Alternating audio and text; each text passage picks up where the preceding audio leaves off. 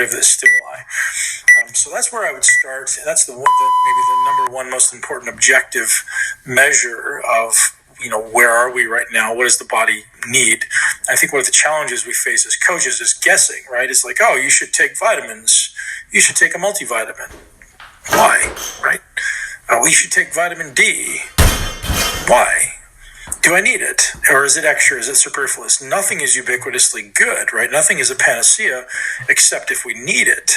So my suggestion is start creating the daily lifestyle habits that allow your body to thrive and not have to be dependent on something to ultimately correct course on, something that's gone awry down the line. So we'll get into some of the best practices that I suggest as we get toward the end of the podcast. And so we'll start there. And then the second thing I want to start measuring as anyone who's a peak performer or anyone who aspires to live and breathe at their best is heart rate variability. And you guys have heard us talk about this at length. And HRV is an incredibly valuable measure of what's happening inside of our body with respect to the autonomic nervous system. So heart rate variability allows me to determine where my body sits and why that's relevant to you. And I'm not going to go into length about HRV, but if you want to listen to it, please check out the recent podcast with Dr. Jay Wiles. He's an absolute brilliant man with a wealth of information, and he provided incredible insight into HRV. But really what we're looking at is our body's ability to adapt and how resilient is my system? So how much stress can I really subject it to before it starts breaking down? And stress, you have to look at it in multiple kind of arenas, right? So you look at acute stress. So your body can respond to a one-time bout versus multiple bouts versus chronic bouts of stress. And all of those are very different timelines, right? Anyone can respond to an acute stress, a single workout, a single stressor.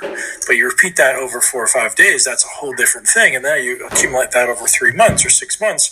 And now you've created a chronic situation that maybe you haven't allowed your body to recover from. So HRV is a very good measure of our body's adaptability to these types of stress. Now, why do you care? Well, ultimately, this should be driving your training decisions. This should be driving your nutrition decisions, your recovery decisions. How much do you lean on your recovery modalities on a regular basis?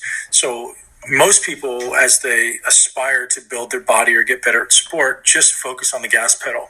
They're like, hey, I'm going to work harder. I'm going to outwork everybody. And I was guilty of this for a long time. And if someone had just said, hey, gas pedal is wonderful. You need to get better and better and better, hammering on that gas pedal. But here's what we're going to give you. We're going to give you the ability to use a brake. And so when you hit in those tough corners and when you have to slow down, you have the ability to do that, because gas pedal is wonderful during the day, during training, and when you need it. But it's terrible when you're trying to recover and ultimately rest and sleep. So learning how to turn those systems on, almost like light switches or maybe dimmer switches more effectively, is a really important trait. So you should be training your parasympathetic inputs as much as you're training your sympathetic inputs, your sympathetic drive. And sympathetic drive is what we do in the gym, and parasympathetic is what we're doing to stop that system, right? Just to turn down that dimmer switch and turn on the new one. And you guys have heard me talk at length about what those practices are, but really it comes down to controlling your breath, controlling your muscular system, and allowing the muscular system to relax. And maybe if you ask Andrew Huberman, he'll tell you about the visual system. And if you're not already listening to Huberman podcast, it's incredible. And the visual system, by taking a wide panoramic gaze, can take you out of a sympathetic state. So, whether it be looking at the TV, looking at a computer, or looking at your phone, all those are very sympathetically oriented states based on your visual system. So think that through the next time you're trying to ultimately amplify the volume or the brightness, we'll say, inaccurately maybe, of your parasympathetic nervous system. We want to turn that up as much as possible and teach the body how to turn off. So moving along from HRV and lab work, the first thing that I'm looking at, whether my objective is being the best bodybuilder in the world or a great athlete or just being really, really healthy and living a long and strong life, is my aerobic system. So The aerobic system is something you guys have heard me talk about a lot lately, especially if you're part of my VIP newsletter, where I send out one email at least a week with content that I'm really researching. And my latest area of interest, as you could imagine, is peak performance. And it's like, what are all those things that go into working at a really high level, and like, how can I push something for a really long time, and ultimately see where my breaking point is. And that's something I've been playing with lately. But ultimately, the aerobic system is the key to recovery. And it's not just because I'm trying to do long endurance races. It's whether you're trying to build muscle or you're trying to get strong, your aerobic system is incredibly important.